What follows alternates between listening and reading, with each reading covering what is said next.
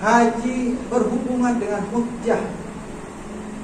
Dalam bahasa Arab, hujjah itu adalah pembuktian, dalil.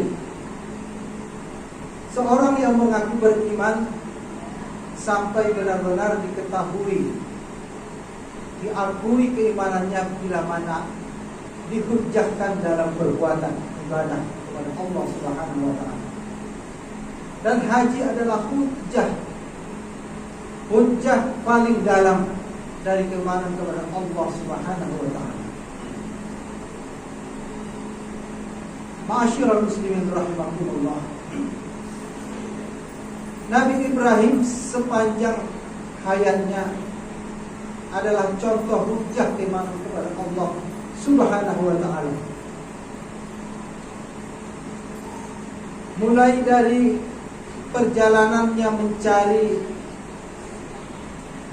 eksistensi dan keesaan Allah Subhanahu wa taala yang digambarkan di dalam Al-Qur'an ketika dia melihat bulan hingga matahari, sampai kepada penghancuran berhala, sampai kemudian beliau memindahkan keluarganya ke suatu lembah yang tidak ada kehidupan sebenarnya, yaitu di Makkah. Tetapi karena kebutuhan atau keinginan untuk mengabdi semata-mata pada Allah, keinginan untuk mematuhi perintah Allah, dia secara tawakal dan ikhlas menempatkan keluarganya di lembah Makkah. Dan ternyata Makkah itu kemudian menjadi suatu baldatun thayyibatun, suatu negeri yang thayyib, yang baik dan makmur. Baladan aminah, suatu negeri yang aman sentosa, seperti doanya Nabi Ibrahim yang kita saksikan pembuktiannya sekarang. Kita bisa menyaksikan bagi mereka yang pernah ke Makkah, di sana tidak ada pohon seperti kita tumbuh mangga, tapi di sana banyak mangga. Di sana tidak ada ikan mas, misalnya di sana banyak ikan mas. Begitu melimpah ruahnya, segala rezeki ada di Makkah. Bahkan seperti yang kita ketahui, pada tahun ini lebih kurang ada 1,8 juta Muslim di seluruh dunia akan bepergian menunaikan haji ke Makkah. 1,8 juta jiwa. Kalau satu orang saja membelanjakan 20 juta, bisa bayangkan perputaran ekonomi Makkah sedemikian dahsyat. Sehingga di Makkah itu kelihatan sama. Kita di Indonesia juga akan memberangkatkan jamaah haji sekitar 241.000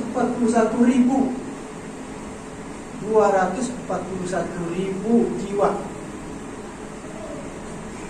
yang sudah dimulai pada kloter pertama dan akan ada kloter berikutnya, kloter kedua.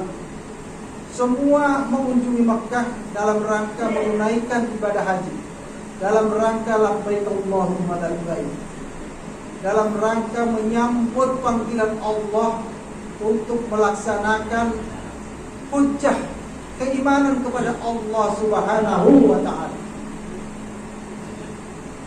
Kita bisa bayangkan dari 241.000 jamaah haji dari Indonesia itu minimal akan membelanjakan dananya 10 juta. Maka akan berputar triliunan rupiah di Makkah itu.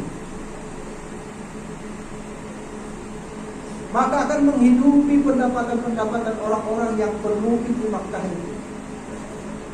Demikian dahsyatnya, demikian makbulnya, demikian mustajabnya doa Nabi Ibrahim alaihissalam pada ribuan tahun yang lalu terhadap suatu lembah tempat keluarganya ditinggalkan, dan sekarang berkembang menjadi negara yang sangat makmur.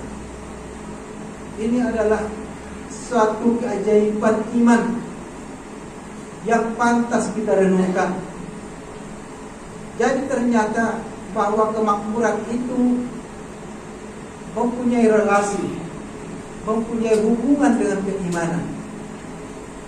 Tidak semata-mata angka ekonomi, keimanan itu. Kemakmuran itu seperti yang difirmankan oleh Allah, terhubung dengan keimanan para penduduk. Allah berfirman, sekiranya suatu penduduk beriman dan bertakwa, maka negeri itu akan mendapatkan negeri yang berkah.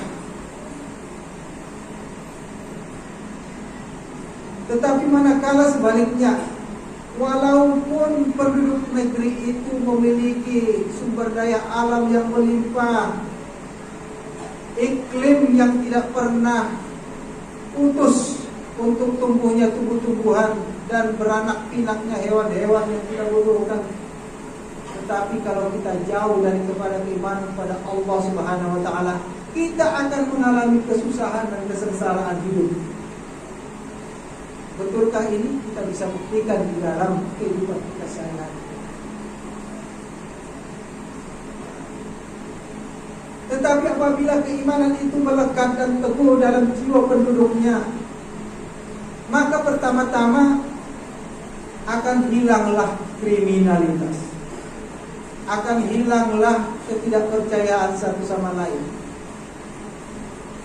akan suburlah rasa gembira di antara selama penduduk itu, akan suburlah etos kerja pada penduduk itu, sehingga menghasilkan kesejahteraan dan kemakmuran yang dinikmati oleh secara bersama-sama penduduk itu. Tetapi biarpun kita kaya raya, manakala kita melihat orang penuh tidak kepercayaan, manakala yang kita lihat manusia-manusia di hadapan kita penuh dengan keculasan, maka akan susah kita akan menikmati kehidupan yang barokah, kehidupan yang sejahtera, dan kehidupan yang berlimpah ruah rezeki dari Allah Subhanahu wa taala. Itulah sebabnya di dalam agama kita, di dalam Islam, yang pertama-tama ditekankan adalah keimanan kepada Allah Subhanahu wa taala. Karena dari sinilah pangkal semua masalah, pangkal semua kehidupan, pangkal semua yang kita inginkan, pangkal semua hal dari kehidupan kita.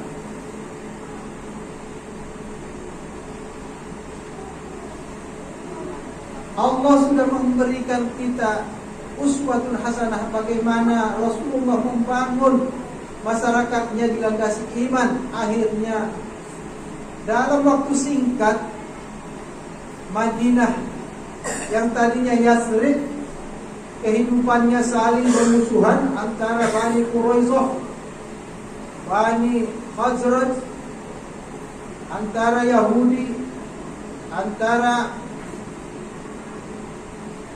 bani-bani yang ada di situ dari suku Arab.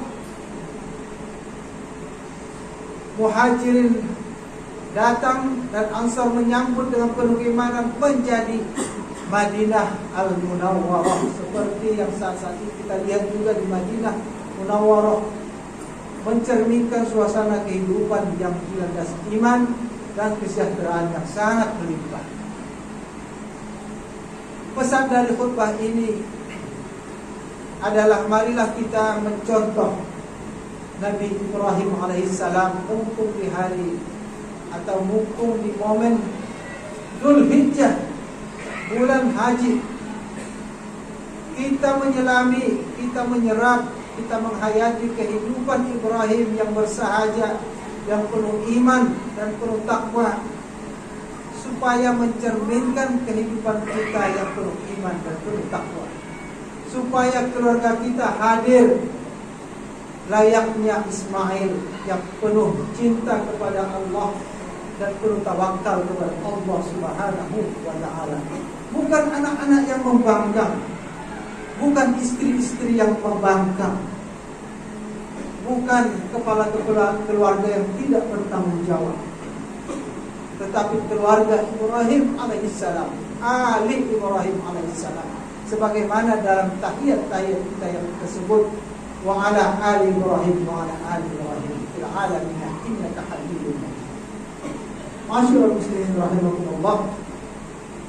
Mudah-mudahan khutbah yang singkat ini memberikan satu tekanan, satu pesan kepada kita untuk lebih dalam menghayati kehidupan Islam, menghayati kehidupan para nabi, khususnya Nabi Ibrahim alaihissalam. Dan marilah kita lebih gemar lagi berkorban sebagaimana gemarnya berkorban Nabi Ibrahim alaihissalam. Bila kita hanya mampu berkorban dengan seekor sapi, kita tahu Nabi Ibrahim berkorban dengan putra yang dia cintai. Barakallahu li wa lakum fil Qur'anil azim wa nafa'ani wa iyyakum bima fihi minal ayati wa dzikril hakim wa taqabbala minni wa minkum tilawatahu innahu huwas sami'ul